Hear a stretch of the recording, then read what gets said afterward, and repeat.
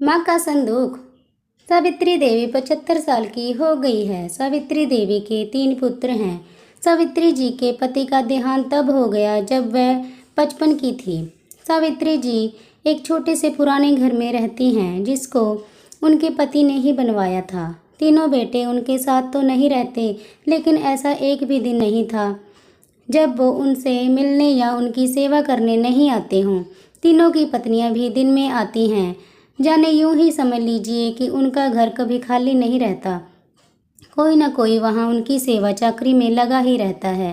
3 बेटों ने अलग अलग अपना घर बना रखा है। सबकी अपनी पर्सनल लाइफ भी है और परेशानियां भी हैं। आदमी चाहे कितना भी बड़ा बन जाए, उनकी परेशानी कम नहीं होती। अमीर से अमीर इंसान को भी यह परेशानी होती है कि वो अमीर कैसे बना रहे। तीनों बेटों ने कई बार जिद भी की कि माँ उनके साथ जाकर वहाँ रहे, लेकिन उन्होंने कहा कि वो यहीं रहेगी, उसी घर में, और कहीं चैन नहीं आता है। आप ऐसा बिल्कुल मत सोचिए कि ये तीनों बेटे बड़े सुपुत्र हैं, इसीलिए जय अपनी माँ की सेवा में लगे रहते हैं। 3 बेटों को उनसे ज़्यादा प्यार का लगाव ही असली वजह कुछ और है। वजह है उनकी माँ का एक बड़ा संदूक, एक बड़ा लकड़ी का संदूक जिस पर ताला लगा है। यह संदूक इनके जीवन में बहुत अहम भूमिका रखता है। इस संदूक के अंदर क्या है और कितना है, ना तो इन तीनों बेटों को पता है, ना ही इनकी पत्नियों को। बस जब से पिताजी गए हैं, माताजी को इस संदूक की रक्षा करते देखा है, इसीलिए इन सभी ने अपने अपने अनुमान लगा रखे हैं।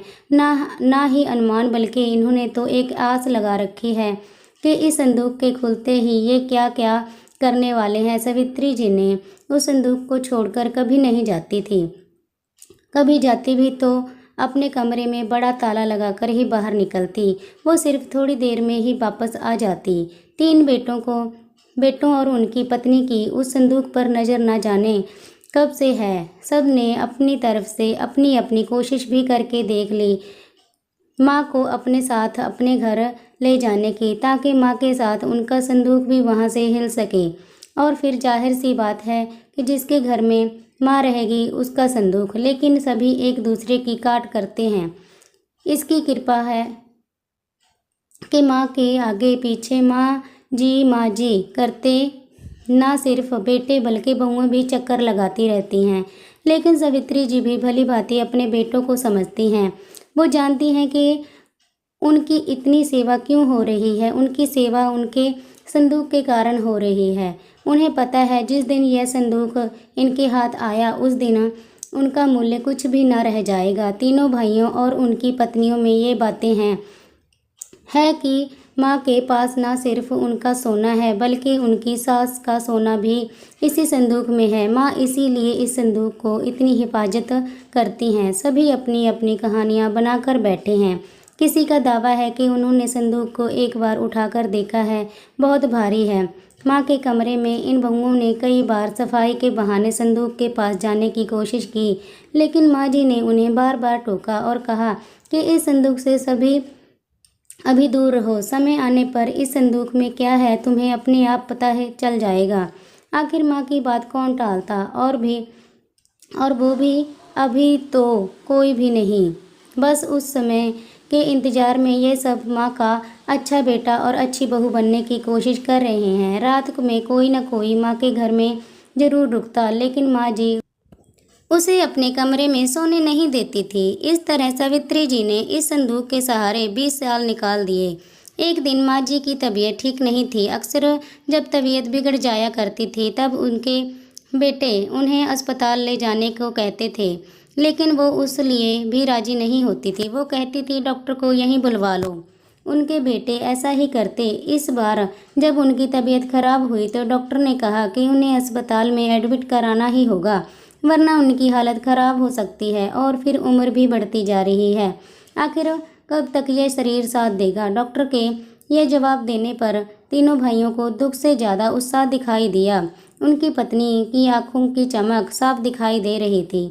सावित्री ने उन्हें कमरे के बाहर खुसफुस करते देखा सुना। तीनों इस बात पर चर्चा कर रहे थे कि माँ के जाने के बाद संदूक में जो भी है वो आपस में बांटा जाएगा, सबको बराबर बराबर मिलेगा। सावित्री जी ने जब यह सुना तो उनको अंदाजा लग गया कि अब समय हो गया है इन सबको यह बताने का कि आखिर इस संदूक में क्या है। उन्होंने आवाज़ लगाकर अपने तीनों बेटों और बहुओं को अंदर बुलाया।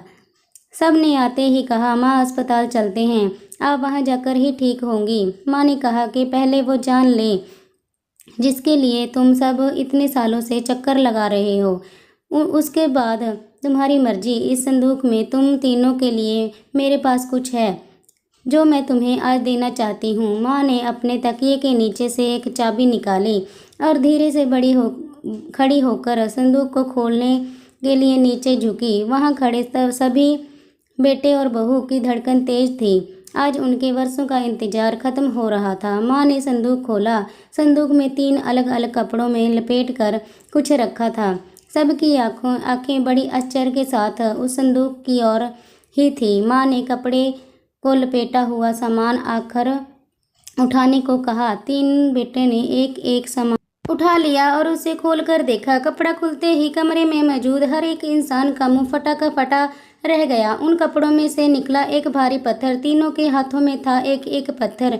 यह क्या माँ, इतने दिनों से तुम इन पत्थरों को संभाल कर रखे हुए थी और हमें बेवकूफ़ बना रही थी। हमने सोचा तुमने गहने संभाल कर रखे हैं। माँ ने कहा, मैंने तुम्हें कब बेवकूफ़ बनाया, और गहने तो थे, बहुत थे, लेकिन कब किसके लिए कितने बेचे इसका मैंने हिसाब नहीं रखा।